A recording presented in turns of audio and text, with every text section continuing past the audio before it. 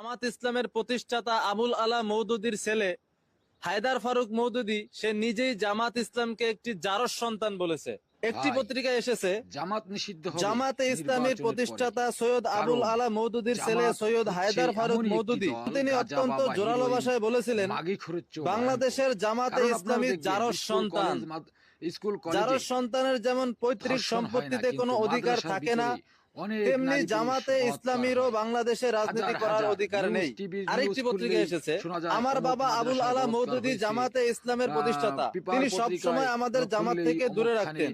অমুক তিনি জামাত থেকে সব সময় মাদ্রাসার এমন ভাবে মহাত্মা, আমাদের অমুক আলাদা রাখতেন মাদ্রাসার যেন অমুক জামাত হুজুর ইসলাম বলাৎকার হেরোইনের মতো করেছে, ড্রাগ। বহু শোনা যায়। তার মানে জামাত ভাই, কতটা আপনাদের গোমরা, আহ্বান কতটা জানাবো, ভয়ঙ্কর জামাতকে যে বয়কট মানুষ করুন, কারণ এই ড্রাগে আপনার আসক্ত হলে স্ত্রী মানুষ সন্তান ধ্বংস হয়ে যাবে। নিরাপদ নয় এবং জামাতের হাত থেকে। মওদুদী নিজেও তার জামাতকে সন্তানদেরকে যদি এইরকম আপনার স্ত্রী হেরোইনের মতো সন্তানকে যদি ড্রাগ সুরক্ষা থেকে দিতে হয়, দূরে জামাত রাখতেন বয়কট যাতে করতে হবে। তার আসুন, সন্তানরা ধ্বংস আমরা না হয়। সকলে মিলে একটি এটা কিন্তু আওয়াজ আমি তুলি, বলি নাই, জামাত বয়কট। মওদুদীর আমি নিজের সমগ্র সন্তানরা এগুলো দেশবাসীকে বলছে। আহ্বান জানাবো, তো আপনার এখনো যদি সন্তানকে আপনারা নিরাপদ রাখতে জামাত চান, ইসলাম সম্পর্কে, জামাত জামাতকে শিবির বয়কট সম্পর্কে করুন। সতর্ক না হন, তাহলে আর আমি কি বলবো।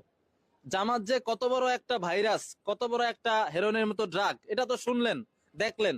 এবার আপনারাই বিবেচনা করুন, জামাতকে কি আপনারা সমর্থন করবেন? আমি অন্তত করব না। আপনারা জামাতকে সমর্থন করবেন কি করবেন না, আপনাদের উপর ছেড়ে দিলাম।